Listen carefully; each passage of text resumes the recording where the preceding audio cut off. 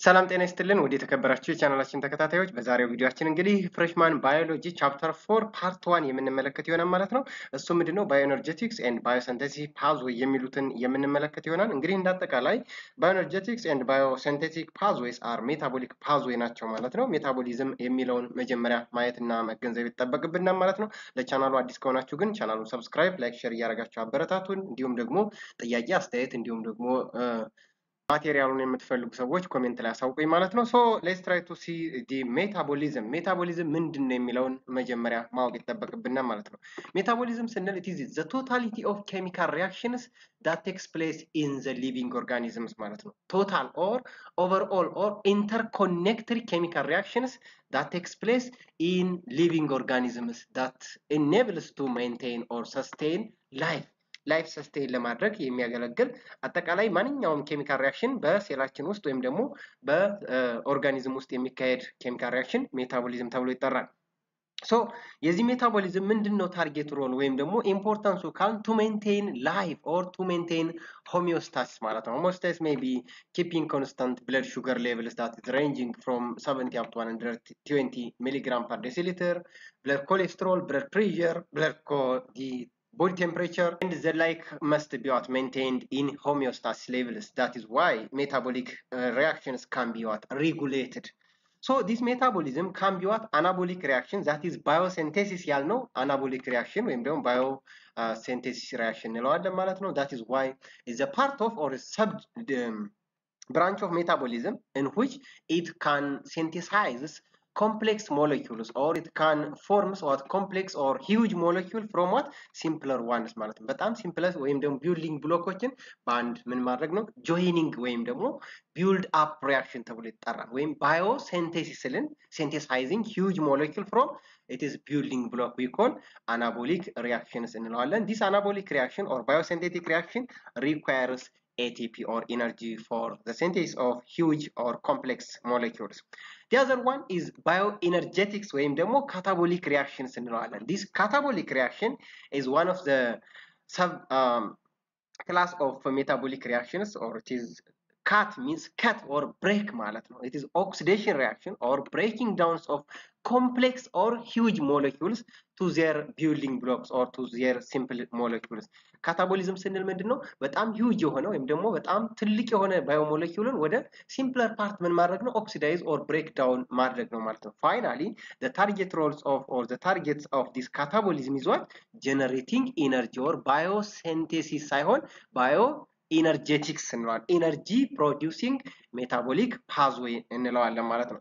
The other one amphibolism የምንለው it is one of the metabolic reaction in which it is a crossroads of metabolism in which it can comprise or it can consist of both catabolic reaction as well as anabolic reaction. በዛ ውስጥ amphibolism የምንለው ሁለቱንም ካታቦሊዝም ይካሄዳል አናቦሊዝም ይካሄዳል. The best example is TCA cycle ወይም ደግሞ tricarboxylic acid cycle or we call the Krebs cycle የምንለው በጣም ወሳኙና ዋነኛው ኤግዛምፕል ነው ማለት ነው። Okay, let's try to see what is the bioenergetics and biosynthesis. እንግዲህ እንደነገርኳችሁ bioenergetics ስንል energy production ማለት ነው ወይም ደግሞ energy releasing from biomolecules ማለት ነው. Therefore biosynthesis ስንል ደግሞ it is what synthesizing huge biomolecules from what simplest ones or building blocks ማለት ነው. That is why anabolic reaction እንለዋለን. bioenergetics ደግሞ catabolic reactions እንለዋለን. So cellular respiration ማለት ምን ማለት ነው የሚለውን ስንመለከት is the breaking down of food stuff. It may be carbohydrate, right? It may be carbohydrate ሊሆን ይችላል, it may be lipid or fat ሊሆን ይችላል or protein molecules ሊሆን ይችላል or that is why the food stuff ምግባችን ሜቢ ካርቦሃይድሬት ሊኖረው ይችላል አሊያም ደግሞ ፋት ወይም ቅባት ሊኖረው ይችላል ሌላው ደግሞ ምንድነው ፕሮቲን ሊኖረው ይችላል ይህንን በኦክሲጅን within oxygen oxidize or break down or digest ማድረግ ፕሮሰስ cellular respiration ተብሎ ይጠራል ማለት ነው. So energy is produced from the cellular breakdowns of foodstuffs. That is why it is obtained from the breaking downs of food biomolecules, basically that is rich with carbohydrates, proteins and lipids. So this breaking downs or any bioenergetics metabolic pathway or catabolism can have 3 stepwise stages. ስለዚህ ሜታቦሊዝም ምን አለው ሶስት ፌዝስ ወይም ደግሞ ሶስት ስቴጆች አሉት ማለት ነው። የመጀመሪያው ፌዝ ወይም ደግሞ ስቴጅ 1 ስንመለከት is the breaking down of large complex biomolecule like polysaccharides, proteins, and lipids into their respective what? Building blocks. Polysaccharide into what? Monosaccharide, right? Monos or simple sugar. The other one, protein into what? Amino acids. ወደ amino acid ይሄዳሉ። Then lipids into what? Fatty acids. They are oxidized in stage 1 of metabolism. So this metabolic phases or stage 1 can do not release much amount of energy. The minimum amount of energy will be released. Only 2 ATP is released from glycolytic pathways ማለት ነው. So the second stage or phase 2 of metabolism is building blocks or the precursors. Basically ከፖሊሳካራይድ ሞኖሳካራይድ ወይም ደግሞ ሲምፕል ሹገር እናገኛለን ብለናል። ከፕሮቲን አሚኖ አሲድ እናገኛለን ብለናል። ከሊፒድ ደግሞ ፋቲ አሲድ ስቴጅ 1 ላይ እንደሚገኝ ተነጋግረናል ማለት ነው። እነዚህ ቢልዲንግ ብሎኮች ያ ማለት ሲምፕል ሹገር ዲ አሚኖ አሲድስ ኤንድ ፋቲ አሲድስ ካን ቢ further oxidized or break down to a common intermediate oxidative product called ወደ አሴታይል ኮኤ ወደሚባል ምን ያደርጋሉ? ዲግሬድ ያደርጋሉ ማለት ነው። So this acetyl CoA basically is also produced from a pyruvate molecule from glycolytic byproduct pyruvate የሚባል አለ. This pyruvate goes to the synthesis of acetyl CoA. This acetyl CoA conversion from pyruvate we call transition state or the link reaction ተብሎ ይጠራል. That is why is the transition phase from glycolysis to the TCA cycle or Krebs cycle ማለት ነው. Additionally, this pyruvate from glycolytic end product and other citric acid cycle intermediate may be used to form or also be formed. ስለዚህ እንደተነጋገርነው ምንድነው ፌዝ 2 ላይ እነዚህ ቢልዲንግ ብሎኮች ፌዝ 1 ላይ ያገኘናቸው እንደ አሚኖ አሲድ እንደ ሲምፕል ሹገሮች እና ፋቲ አሲዶች ወደ ምን ወደ ኮመን ኢንተርሚዲየት ወደ አሴታይል ኮኤ ኦክሲዳይዝ ያደርጋሉ። ይሄ ሪአክሽን ምን ተብሎ ይጠራል? ሊንክ ሪአክሽን ወይም ደግሞ ትራንዚሽን ሪአክሽን ይባላል። ይሄ ትራንዚሽን የተባለው ከየት ወዴት ነው? ከግላይኮላይሲስ ወዴት? ወደ ክረብስ ሳይክል መሸጋገሪያ ድልድይ ስለሆነ ማለት ነው። ሶ the last and the third stages of metabolism we call phase 3 or stage 3 of the metabolism. Basically it consists of the TCA cycle or Krebs cycle that oxidize acetyl CoA to the carbon dioxide and energy. That is why it forms NADH. This is energy rich reduced coenzymes, or it may be FADH2 which is further utilized to energy or can convert it into energy in the electron transport chain as well as in the oxidative phosphorylation pathways. So energy is released by electron transport chain to oxygens. That is why oxygen in the electron transport chain is the final electron acceptor, so is coupled with ATP synthesis. So finally the target or the ultimate role of catabolism is generating energy, right? ካታቦሊዝም ስንል ብሬክዳውንስ ኦፍ የፉድ ሞለኪውል ነው። እሱ ምንድነው የሚያደርገው? ኢነርጂን ያመርታል። አናቦሊክ ወይም ደግሞ ባዮሲንቴቲክ ፓዝዌይ ካልን ግን ኢነርጂ ይጠቀማሉ እንጂ ኢነርጂ አያመርቱም ማለት ነው። ሶ ዲስ ሳይክሊክ ሪአክሽን ኦር ዘ TCA cycle and the electron transport chain we call the third phase of metabolism. ሶ this are the phase of metabolism. ፌዞችን ስናይ እንግዲህ እንደዚህ ነው። እዚህ ጋር ለምሳሌ ካርቦሃይድሬት ወይም ፖሊሳካራይድ ይኖራል። ወደ ሞኖሳካራይድ the best example is glucose ነው። ፕሮቲኖቹ ደግሞ ወዴት? ወደ አሚኖ አሲድ ብሬክ ዳውን ያደርጋሉ።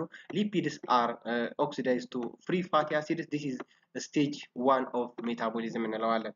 እነዚህ ግሉኮዝ፣ አሚኖ acids and fructose basically the free fatty acids goes to the synthesis of a common intermediate central molecule called acetyl CoA ይመጣሉ። This is why we call stage 2 ወይም ደግሞ the second phase of metabolism እንለዋለን። The last and the third stages are the electron transport chain plus the TCA cycle or Krebs cycle. That is why substrate level phosphorylation plus oxidative phosphorylation. Finally they can generate ATP and waste products like carbon dioxide and water can be released or excreted from our body. መጨረሻ ላይ ከሰውነታችን ይወገዳሉ። ኢነርጂው it is the currency of the cells ማለት ነው። Let's try to see molecular structures of ATP. What is ATP? Adenosine triphosphate. It is a nucleic acid molecule. It is a nucleoside, right? Triphosphate used in the cell as a coenzyme. It is used as non-vitamin coenzyme. It is also the currency of the cells. It is what? The currency of the cells.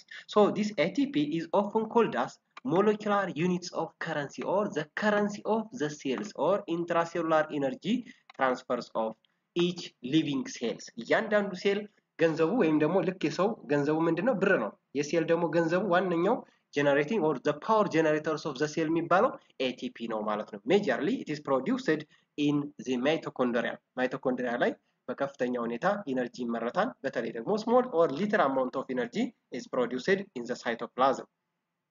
Good. So ATP transports chemical energy within the cell from metabolism. That is why it is one of the end product of phosphorylation reactions or cellular respiration, or it may be what through fermentation reactions. This molecular ATP is very vital for structural as well as for enzymatic purpose in many cellular processes like a biosynthetic pathway or anabolic reaction or the cell movement. That is why we call motility, and cell divisions are dependent on energy, where this molecular ATP is produced from the catabolic process.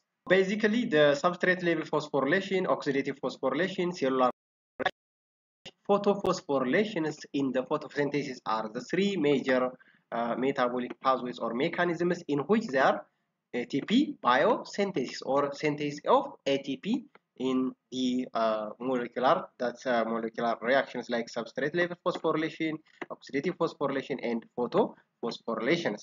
So metabolic process that uses ATP or that consumes or that utilizes ATP as energy source convert it back into its precursor. That is why ATP ወደ ADP እና inorganic phosphate ምን ያደርገዋል ዲፎስፎሪሌትድ or consume ካረገ በኋላ በዚህ መልኩ ይጠቀማል ማለት ነው። So ATP is therefore continuously recycled in the organism because every living organisms or cells are dependent on ATP for cellular activity or so for their physiological functions. እያንዳንዱ ሴል እያንዳንዱ ኦርጋን እያንዳንዱ እንቅስቃሴያችን በኢነርጂ የተገደበ ነው ማለት ነው። እያንዳንዱ ሴላችን እንደፈለግን መንቀሳቀስ እንደፈለግን ስራ መስራት የምንችለው ኢነርጂ ስላለ ብቻ ነው ማለት ነው። ኢነርጂ ከሌለ we'll try to be tired. One molecule of ATP can comprise or contains 3 phosphate groups. It is produced by a wide variety of enzymes like ATP synthase enzymes and from ADP and AMP.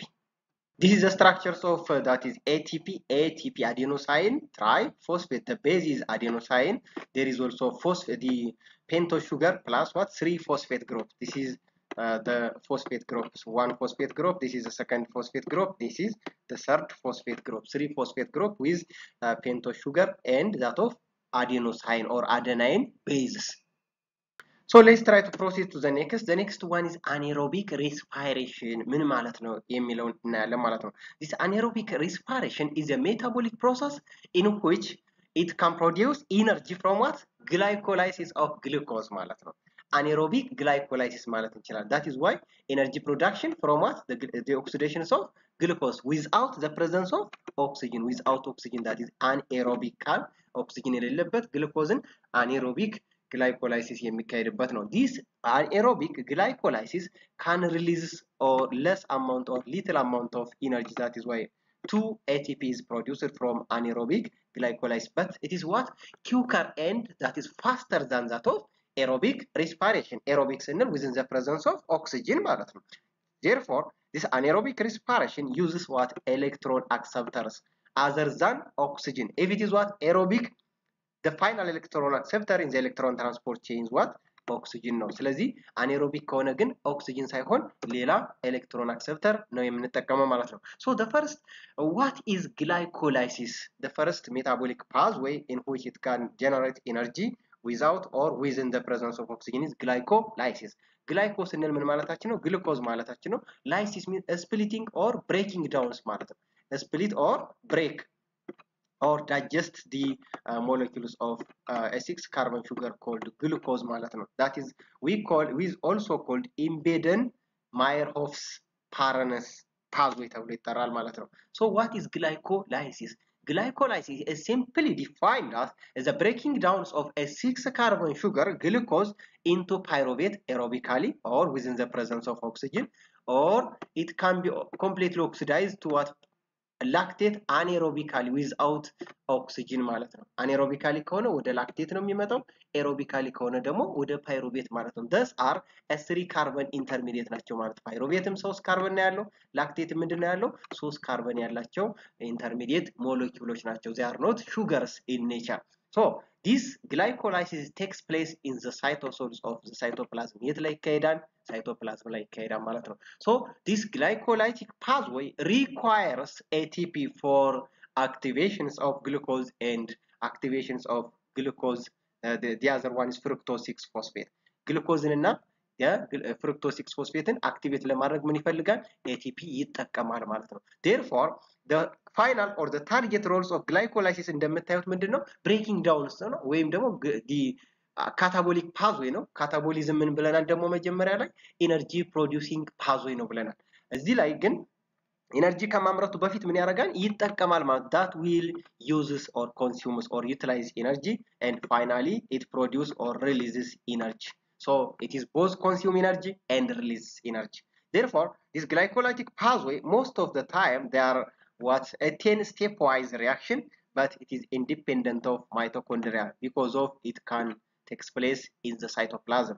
It can also take place without oxygen or it can take place within oxygen. Aerobic glycolysis plus anaerobic glycolysis የምንለዋለን ማለት ነው። So glycolysis is the opposite of gluconeogenesis. Gluco means glucose, neo means new, and genesis means synthesis. New glucose synthesis from non-carbohydrate source የሚለውን እናያለን ሌላ ፓዝዌይ ላይ ማለት ነው።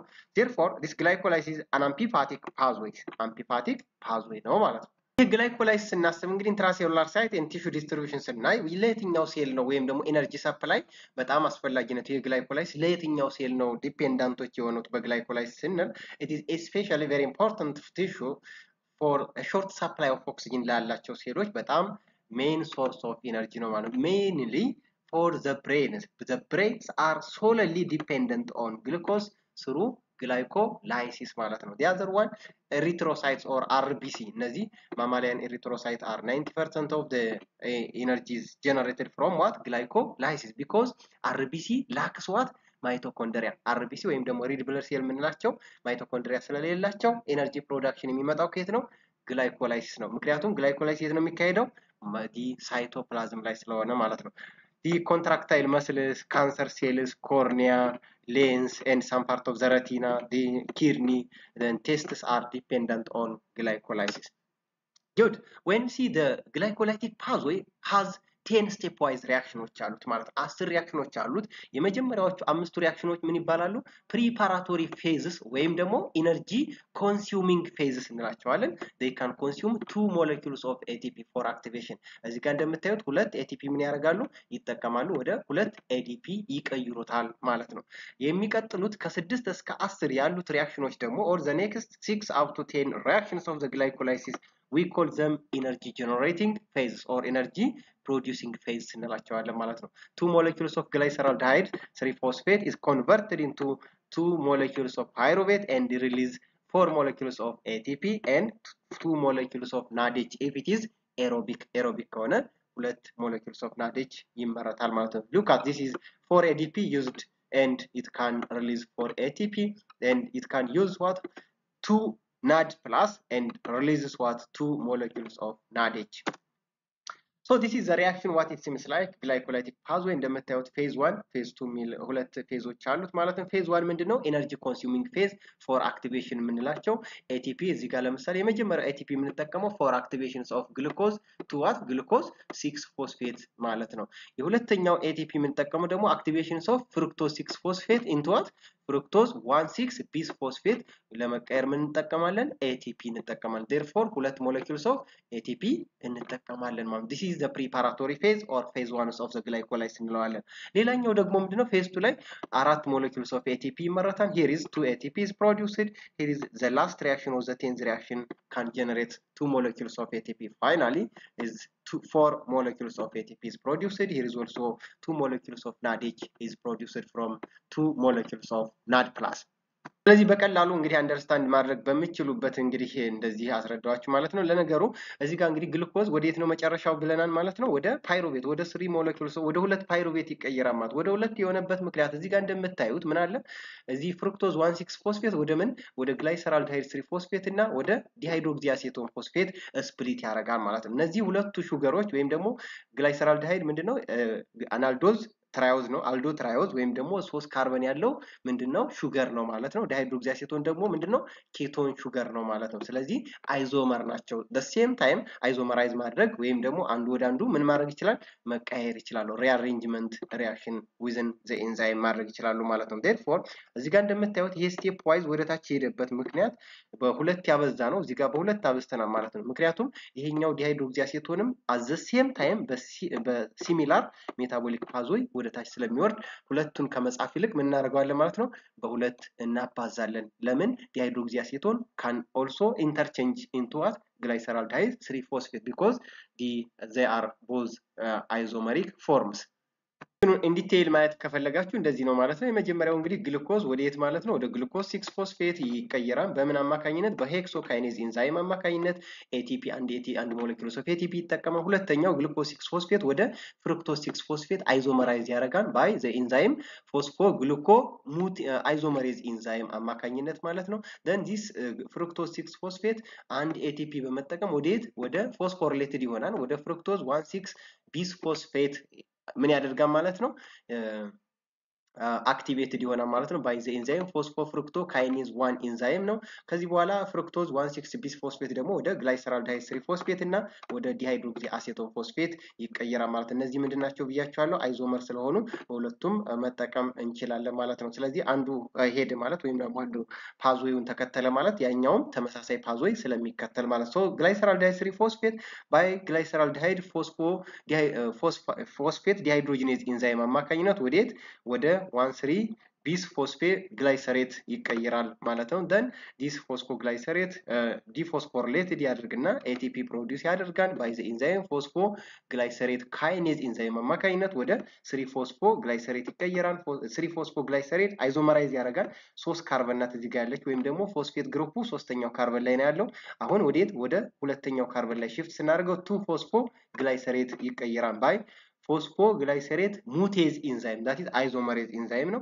then ይሄ 2 ፎስፎግላይሰሬት ወዴት ወደ ፎስፎኢኖል ፓይሩቬት ይቀየራል በምን አማካኝነት በኢኖሌዝ ኢንዛይም አማካኝነት ፋይናሊ ፎስፎኢኖል ፓይሩቬት ወደ ፓይሩቬት ሞለኪውል በፓይሩቬት ካይኔዝ ኢንዛይም አማካኝነት ኤንድ ኢነርጂ ምን ያደርጋል ፕሮዲዩስድ ያደርጋል ማለት ነው። at the same time ይሄ ዳይሃይድሮክሲ አሴቲክ ፎስፌት ምን ያደርጋል ይሄን ተመሳሳይ ፓዝዌይ ስለሚከተል በቀላሉ ምን ማድረግ እንችላለን ታይምስ 2 እናደርገዋለን። ስለዚህ የሚመረተው ፓይሩቬት ስንት ይሆናል ማለት ነው ፋይናሊ ከአንድ ግሉኮዝ ሞለኪውል ሁለት ፓይሩቬት ይመረታል ማለት ነው። እንግዲህ እንደነገርኳችሁ 10 ሪአክሽኖች አሉት ብያችኋለሁ ከ1 እስከ 10 እነዚህ አሉ። እንግዲህ ሰብስትሬቶች ወይም ደግሞ ሪአክታንት ሞለኪውሎቹ እዚህ ጋር አሉ። እነን ማየት ትችላላችሁ። ፕሮዳክቱ ምን ይመስላል የሚለውን እዚህ ጋር ተቀምጧል ማለት ነው።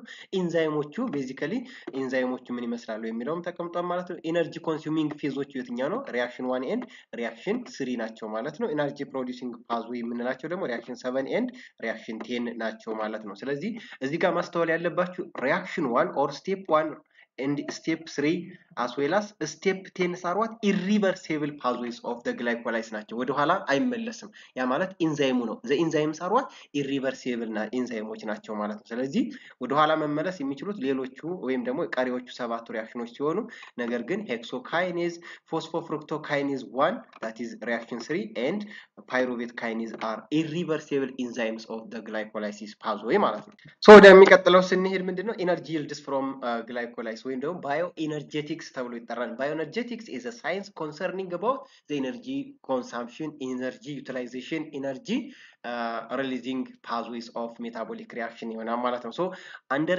anaerobic because glycolysis ምን ይሄዳል ብያቸዋለሁ በanaerobic without oxygen ምን ሊካሄድ ይችላል ወይም ደግሞ within oxygen aerobic respiration or anaerobic ኤሮቢክ ግላይኮላይሲስ ሊካሄድ ይችላል ማለት ነው። therefore ልዩነቱ ምንድነው ካላችሁኝ አኔሮቢክ ከሆነ there is no reduced coenzyme አይኖርም። ስለዚህ ጀነራሊ 2 ATP እንጠቀማለን 4 ATP ይመረታል ከውጭ ቀሪ 4 ሲቀነስ 2 ስንት ኔት ATP ጌን ስንት ነው 2 ATP ይመረታል ማለት ነው። አኔሮቢክ ከሆነ ደግሞ ኢንድ ፕሮዳክቱ ምንድነው ላክቴት ነው ማለት ነው። ፓይሩቬት ሳይሆን ምን ይሆናል 2 ላክቴት ይመረታል ማለት ነው። ላክቴት ራይት ዶንት ፎርጌት ኢት።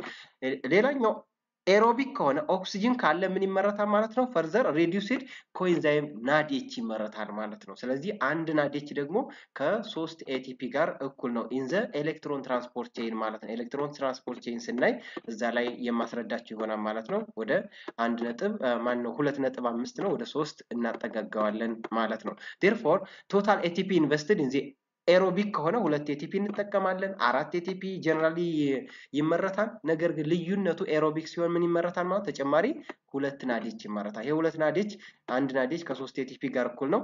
2 ናዴች ደግሞ ከ6 ኤቲፒ ጋር እኩል ነው ማለት ነው። this is why the energy yields of glycolysis ማለት ነው።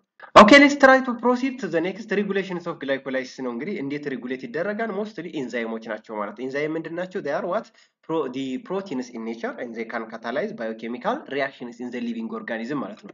irreversible steps of glycolysis ቅድም እንዳልኳቸው ሬጉላተሪ ስቴፕ ናቸው። ስቴፕ 1 that is catalyzed by hexokinase።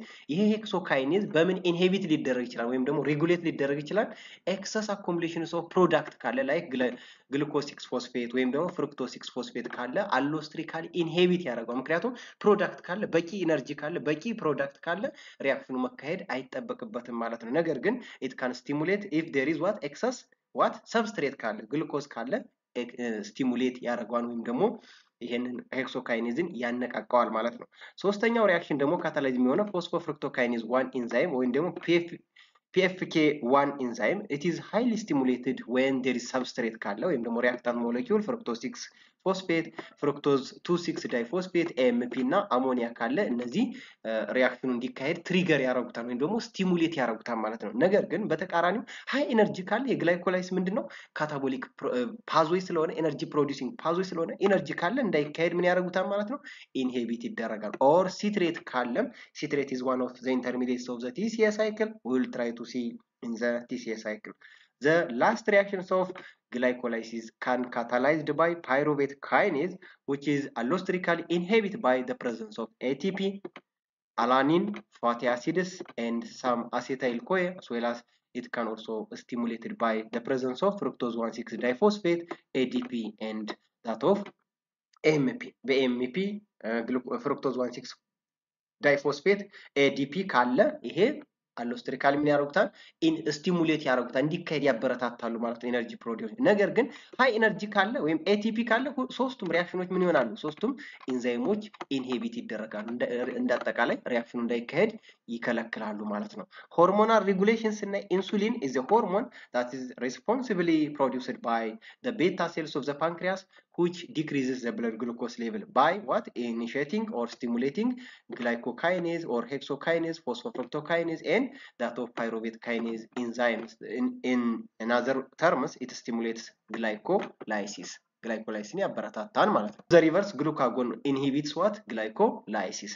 Okay, good. Let's try to proceed to the next importance or metabolic as well as biological importance of glycolysis. Glycolysis ለምን ይጠቅማል የሚለው ማየት ይጠበቅብናል። What is the medical importance of glycolysis ስንል glycolysis is simply the complete oxidation of glucose to what? ATP production and that of pyruvic acid ነው ማለት ነው። Pyruvic acid or pyruvate ማለት ነው። This pyruvate is also the precursors or the substrate for Krebs cycles. Krebs cycle ወይም ደግሞ Krebs cycle ብለን የምንጠራው TCA cycle እንደ ሰብስትሬት የሚጠቀመው ከግላይኮላይሲስ የሚመጣውን ፓይሩቬት ነው ማለት ነው። ስለዚህ ፓይሩቬትን ለክረብስ ሳይክል ያመርታል ማለት ነው። the other one it provides intermediates that links fatty acid metabolism። ይሄ ፓይሩቬት ወይ ክረብስ ሳይክል ላይ ምን አለ? የፋቲ አሲድ ሲንቴሲስ ፓዝዌይ አለ ማለት ነው። it provides intermediates that links within what amino acid metabolism. basically pyruvate can also transaminated to what alanine amino acids. አላኒን ወደ አላኒን አሚኖ አሲድ ምን ያደርጋል? ትራንሳሚኔትድ ያደርጋል ማለት ነው። therefore glycerol phosphate to serine, pyruvate to alanine, and vice versa are the linkages of glycolysis with amino acid metabolism. Therefore the other one it can interconnect or it can connect with pentose phosphate pathway that will lead to the production of pentose sugars, particularly ribose and deoxyribose. These are the components of nucleotides. ኒውክሊዮታይድ ወይ ኒውክሊክ አሲድን ለማምረት የሚያገለግሉ ናቸው ማለት ነው።